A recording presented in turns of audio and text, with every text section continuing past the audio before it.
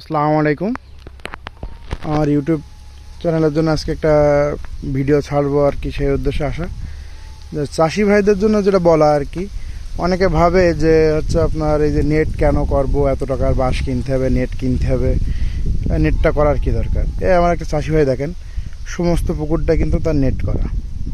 আর net করতে কিন্তু একটা খরচ হয়, কিন্তু আপনার নেটের যে উপকারটা আপনার বলি, মনে করেন আপনি যখন চারা মাছটা ফেলানো শুরু করেন তখন থেকে মাছ দেওয়া থেকে পর্যন্ত, পাবদা মাছের ক্ষেত্রে বেশি আর কি, পাবদা মাছ তেলাপিয়া মাছ, যে ধোলা সাপগুলো যে আছে, সাপ আর অন্যান্য যেগুলো প্রাণীগুলো আপনার মাছ খায়, তারা কিন্তু আপনার এই যে নেট দেওয়া না থাকলে হিউজ পরিমাণে, মনে করেন একটা ঘেরে যদি আপনার 20টা ধোলা সাপ থাকে, সে কিন্তু দিনে 2 কেজির ওপরে, 20টা ধোলা সাপ 2 কেজি না হলেও 1 কেজির ওপরে আপনার মনে করেন মাছ খেয়ে ফেলায়।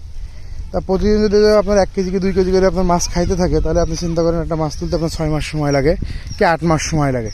সেক্ষেত্রে আপনার কী পরিমাণে মাছ আপনার ধোলা সাপগুলো খেয়ে ফেলবে, বা আপনার আনুষঙ্গিক যে ভোদড় আছে বা অন্যান্য যে প্রাণীগুলো মাছ খায় আর কি। তো আপনি এটা চিন্তা করলে আপনি বুঝতে পারবেন যে নেটিং বিষয়টা ঘেরের জন্য কতটা গুরুত্বপূর্ণ। এই কারণে সকল চাষির ভাইদেরকে একটাই পরামর্শ থাকবে, আপনারা অবশ্যই আপনার ঘেরের নেটিং করবেন। আর একবার নেট দিলে যে আপনার 1 বছরে নষ্ট হয়ে যাবে এমন বিষয়টা না, এটা অনেক দিন লাস্টিং করে, আপনার হয়তো 2-5 বছরও যাইতে পারে, আপনি যদি সুন্দর করে যত্ন রাখতে পারেন।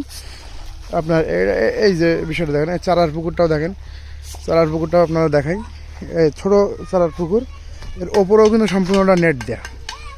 বিষয়টা আপনারা দেখলেই বুঝতে পারবেন, এর ওপরটা সম্পূর্ণটা নেট দেয়া, যেন ওপর থেকে বক মাছরাঙা এগুলো যেন না করতে পারে।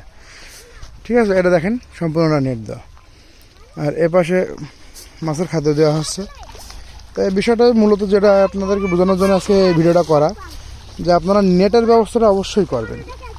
নেট করলে আপনার হয়তো বা সাময়িক মনে হবে অনেকটা খরচ হয়েছে, কিন্তু না, এই খরচটা আপনি বাৎসরিক একটা বেনিফিট, বেশ ভালো মতন বেনিফিট আপনারা পাবেন। আজকে আসছি কাশেমবাড়ি ঘেরে, কাশেমবাড়ির মাছটা 22টাই কেজি ছিল হচ্ছে তেলাপিয়া। আজকে যতটুকু মনে হচ্ছে আপনার হয়তো বা 14 থেকে 15টা না হলেও 16-17টাই কেজি চলে আসছে। ভাই ঘাস লাগাইছে পুকুরে। ভাই কী মাছের খাওয়াবেন ঘাস ভাই? গ্লাস কাপ কতটা আছে আপনার জায়গায়? 160 পিস।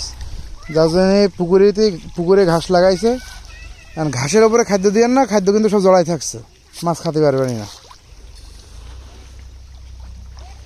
আবহাওয়া এখন অনেক মানে তাপমাত্রা অনেক বেশি, আমরা মনে হচ্ছে মরুভূমিতে আছি। কারণ এই কারণে মাছের সর্বদা খেয়াল রাখতে হবে। রাত্রে অক্সিজেনের সমস্যা হচ্ছে, বিভিন্ন পাবদার ঘেরে সাদা মাছের ঘেরেও হচ্ছে, পাবদার ঘেরে সাদা মাছগুলো মারা যাচ্ছে। সেক্ষেত্রে আপনাদের একটা পরামর্শ থাকবে, রাত্রে খেয়াল রাখবেন, রাত 12টা-1টার দিক থেকে। বেশিরভাগ মাছ শেষ রাত্রে আপনার মনে করেন যে অক্সিজেন ফেল করে, কেন অক্সিজেন ঘিরে অবশ্যই রাখবেন। আর মাছের যত্ন রাখেন। মাছ চাষে এখন সফলতা অর্জন করা খুবই সহজ, যদি আপনি বুঝে শুনে করেন, আধুনিক পদ্ধতিতে চাষ করেন, তাহলে আপনি লাভবান হবেন।